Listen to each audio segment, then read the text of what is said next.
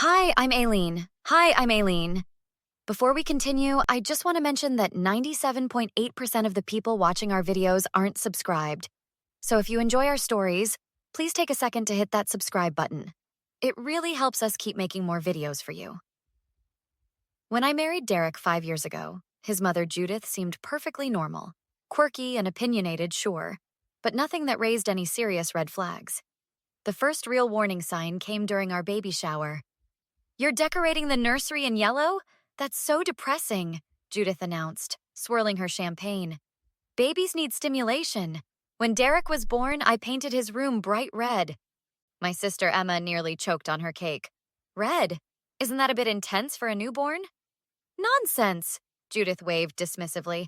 "Derek turned out fine. Everyone's too soft these days."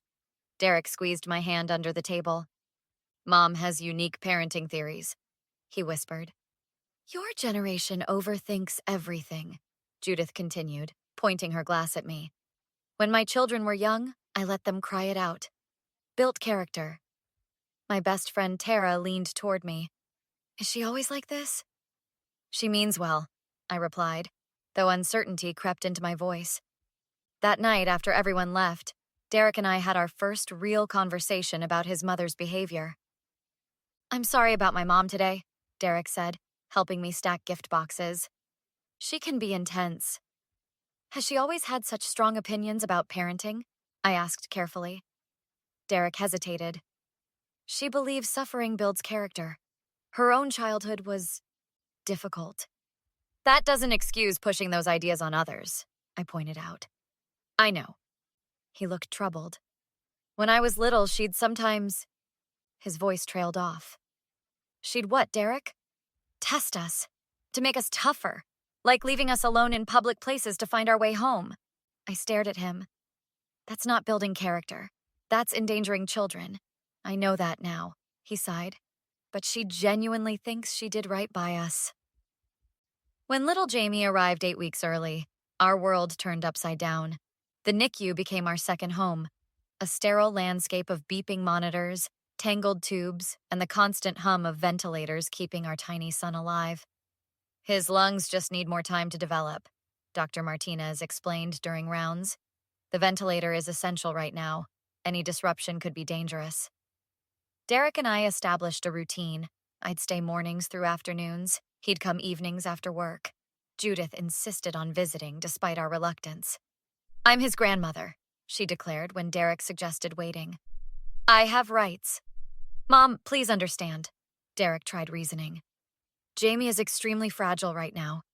Even routine visits are carefully monitored." "Are you suggesting I'd harm my own grandson?" Judith's voice rose indignantly. "No, but the NICU has strict protocols," I interjected. "We're just asking you to wait until he's stronger." "Ridiculous," she huffed. "You young parents are so overprotective." The day everything changed, I'd stepped out briefly to shower in the NICU family room. When I returned, Jamie's monitor was alarming, and nurses were rushing to his incubator. "What happened?"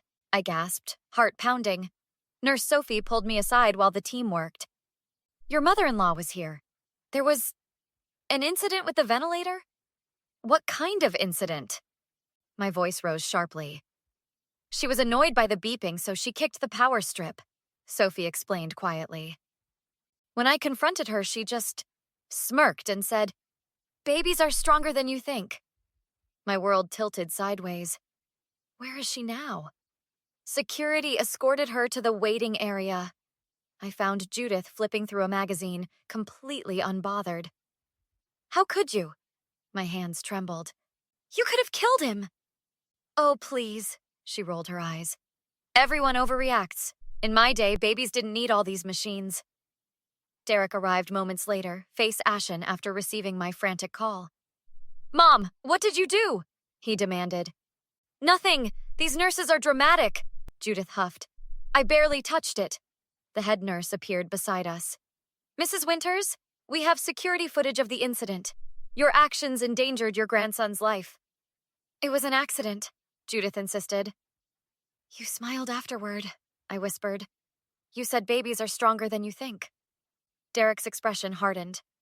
"Mom, I think you should leave." Fine, she snapped. Call me when you're done with this ridiculous drama. As she stalked away, Derek turned to me, eyes hollow. Aileen, I had no idea she would. We need to make sure she never comes near Jamie again, I interrupted, my voice steadier than I felt. Whatever it takes. We should have the security footage by tomorrow, Derek said, pacing our apartment while I sat rigid on the couch. The hospital administrator promised to expedite it. And Jamie? Emma asked from the kitchen where she was making tea for everyone. Stable now, I answered, voice raw from crying. Dr. Martinez says there was no permanent damage, but it was close. Derek's phone buzzed. It's Mom. Again. Don't answer, I said firmly. Not until we figure this out. Tara arrived with takeout no one would eat. I spoke with my cousin, who's a family attorney. She says we have options. Like what? Derek asked. Restraining order, for starters, and possibly charges for child endangerment. Derek collapsed into a chair. Charges? Against my own mother? She nearly killed our son, Derek. I know. He rubbed his face. It's just, she's always been difficult. But this is another level. Emma placed mugs on the coffee table. Has she shown concerning behavior around children before? Derek hesitated too long. Derek? My voice sharpened. What aren't you telling me? My younger brother fell off a balcony when he was 3, he finally admitted. Mom was supposed to be watching him. And you never mentioned this? I stood up, furious. He was okay, just a broken arm, and Mom said it was an accident. Was it? Tara asked pointedly. I don't know. I was only 7. Emma set down her mug firmly. Derek, I understand this is painful, but we need to know everything. Were there other incidents? Derek's shoulders slumped. My cousin Lily refused to let Mom babysit after something happened with her daughter's medication. What exactly happened? I pressed. Mom thought Lily was coddling Ashley by giving her allergy medicine. Said she needed to build immunity by exposure instead. She deliberately exposed a child to allergens? Tara gasped. Ashley had a reaction but was okay. Derek looked miserable. Lily never spoke to Mom again. I thought she was overreacting. You didn't think this was worth mentioning before we had a child? I couldn't keep the anger from my voice. I convinced myself they were isolated incidents, Derek admitted. That Mom was just old school, not dangerous. The next morning, we met with hospital security. Officer Ramirez led us into a small room with a monitor. This is difficult to watch, he warned, pressing play. The footage showed Judith standing by Jamie's incubator, clearly annoyed by the beeping. She looked around, then deliberately kicked the power strip, disconnecting the ventilator. When Nurse Sophie rushed over, Judith's face showed not concern, but irritation. Then a smirk as she delivered her callous line. Oh my God, Derek whispered, face pale. We've had other incidents with her, Sophie revealed, joining us. Last week, she tried adjusting his oxygen levels because she thought the machine was wrong. What? I gasped. Why weren't we told? We documented it and restricted her unsupervised access. We didn't realize how serious the situation was. Was anyone with her when this happened? I asked, horrified at the thought of previous incidents. A student nurse, Sophie confirmed. She reported that your mother-in-law said, he's breathing too easy. Babies need to work for it. Work for it? Derek echoed in disbelief. He's fighting for his life. Dr. Martinez joined us, expression grave. Mrs. Winters, Mr. Winters, I need to be very clear. Your son nearly died. Another 30 seconds without that ventilator, and we might be having a very different conversation. Derek turned to me, devastated. I'm so sorry, Aileen. I had no idea. That afternoon, Derek's brother Michael arrived, defensive before we even explained. Mom called me crying, what's going on? We showed him the footage. That's taken out of context, Michael insisted. Mom wouldn't hurt a baby. We all saw it, Michael, Derek said tiredly. She's just old school, not used to all this technology. She deliberately disconnected a machine keeping Jamie alive, I said through clenched teeth. Look, I know Mom can be difficult. Difficult? I exploded. She endangered our child. You've always had it out for her, Michael accused. Derek stepped between us. That's enough, Michael. The evidence is clear. After Michael stormed out, Tara returned with her cousin Jana, the attorney. Based on the footage and witness statements, we have grounds for a restraining order, Jana explained, and potentially criminal charges. We're filing both, I decided, ignoring Derek's pained expression. She's never coming near Jamie again. I'll support whatever you decide, Derek said quietly, taking my hand. Jamie comes first. Then we have work to do, Jana said, opening her laptop. Let's make sure this never happens again. 3 days later, we arranged to meet Judith at a coffee shop, neutral territory before the legal paperwork was filed. Jana advised documenting the conversation, so my phone recorded in my pocket. Judith arrived looking aggrieved, as if she were the wronged party. Derek sat beside me, circles under his eyes. Finally, Judith huffed, setting down her purse. This silent treatment is childish. Mom, this isn't a casual catch-up, Derek said evenly. What happened at the hospital was serious. Oh, please, not this again. We have the security footage, I interrupted. We saw everything. Something flickered across Judith's face, a momentary crack in her indignant facade. Those cameras are misleading, she recovered quickly. I barely touched that cord. You kicked it, Mom, Derek said. Deliberately, and then you smiled about it. I did not. I was adjusting my shoe and accidentally hit the cord. The nurses misunderstood my comment. Stop lying, I leaned forward. You disconnected his ventilator. Jamie could have died. He's fine, isn't he? Everyone's being dramatic. Derek slammed his palm on the table, startling nearby customers. He's fine despite what you did, not because of it. Judith's eyes narrowed. This is her influence, isn't it? She's turned you against me. Don't you dare blame Aileen, Derek warned. I saw the footage myself. Judith's tactics shifted, her eyes suddenly welling with tears. I'm an old woman who made a mistake. Is that so unforgivable? Don't manipulate me with guilt. Not anymore, Derek replied steadily. Those machines are unnecessary anyway, Judith insisted. In your day, premature babies like Jamie often died, I cut in. Is that what you wanted? Of course not. How dare you suggest— Then what were you thinking? Derek demanded.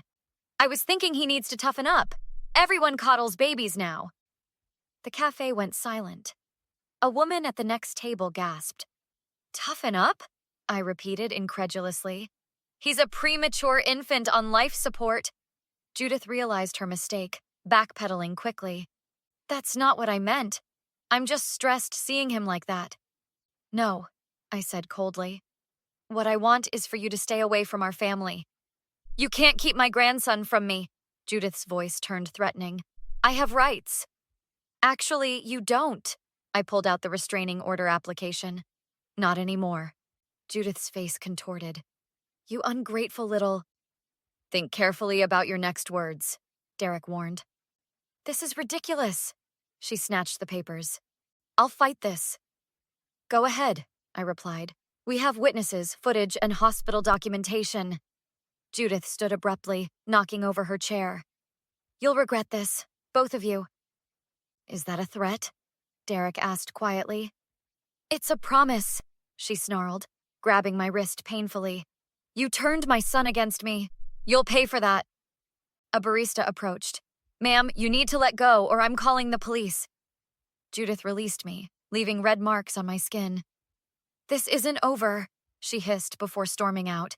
Derek pulled me close. Are you okay? I got it all on recording, I whispered, including the threats and assault. Let's go file those papers, he said grimly. Today. 6 weeks later, we sat in the courtroom as the judge delivered her ruling. Based on the evidence presented, this court grants the permanent restraining order against Judith Winters. Additionally, Mrs. Winters will complete 200 hours of community service and mandatory counseling for the child endangerment charges. Judith's face was stone as her attorney whispered something to her. Derek squeezed my hand. Outside the courthouse, Emma and Tara waited with balloons. "It's over," I breathed, the weight lifting slightly from my shoulders. "How are you feeling?" Emma asked Derek. "Relieved, sad, angry," he sighed. "All of it. Jamie's coming home next week," I reminded him. "We can focus on that now." That evening, Dr. Martinez called with good news. Jamie's final breathing test was perfect. His lungs have developed beautifully. "No lasting effects from the incident?" I asked. "None whatsoever. He's a fighter." Later, as we prepared Jamie's nursery, finally painting it yellow, Michael called unexpectedly. "I saw the footage," he admitted. "The real footage, not Mom's edited version." "And?" Derek asked cautiously. "I'm sorry I defended her. The way she looked when she kicked that cord." His voice trailed off. "It reminded me of something." "The balcony?" Derek guessed. "Yeah. I've always had this memory of her smiling as I fell. I thought I imagined it." 3 days before Jamie's homecoming, Judith appeared at our apartment door. "5 minutes," she pleaded. "Please." Against my better judgment, I let her speak from the hallway, keeping the security chain engaged. "I've been in counseling," she began. "I realize now what I did was wrong." "That's good for you," I replied coolly. "I miss my family. I have lost everyone. Actions have consequences, Judith. So, can we start over? I brought a gift for Jamie." She held up a wrapped package. "No," I said firmly. "The restraining order remains in place. But I've changed. I'm apologizing." Her voice rose desperately. "Apology noted, but not accepted. You endangered our child deliberately, then lied about it. Derek would forgive me if you weren't poisoning him against me." "Derek made his own decision. He's at the NICU now, preparing to bring our son home, safely." Her face hardened. "You'll never keep my family from me." "The court disagrees." "Goodbye, Judith." I closed the door as she began shouting, recording everything for our attorney. The day Jamie came home, our apartment was filled with true family. Emma, Tara, Derek's sister Kate, and friends who'd supported us. "He's perfect," Kate whispered, cradling her nephew. "Mom will never know what she's missing." "Do you think she'll ever truly understand what she did?" Emma asked quietly. Derek shook his head. "Some people can't see beyond themselves. I've accepted that now." "Family isn't just blood," Kate added, squeezing Derek's shoulder. "It's the people who support you when you need it most. And who would never hurt your child," I added, kissing Jamie's forehead. That night, after everyone left and Jamie slept soundly in his crib, no ventilator needed, Derek and I sat on the balcony. "I never thought I'd have to choose between my mother and my child," he admitted. "It wasn't a choice," I said gently. "It was protecting our son." "Me too." I leaned against him. "But we're going to be okay. All 3 of us." "Better than okay," Derek smiled, watching the baby monitor where Jamie slept peacefully. "We're going to be extraordinary. We're building something different," I said, watching the stars. "A family based on love and protection, not toughening up." "Jamie will never doubt he's safe with us," Derek promised. "And he'll never wonder if our love comes with conditions." Have you ever had to cut someone toxic out of your life to protect yourself or someone you love? Share your experience in the comments below. And if you enjoyed this story, don't forget to like, subscribe, and hit the notification bell for more stories like this one.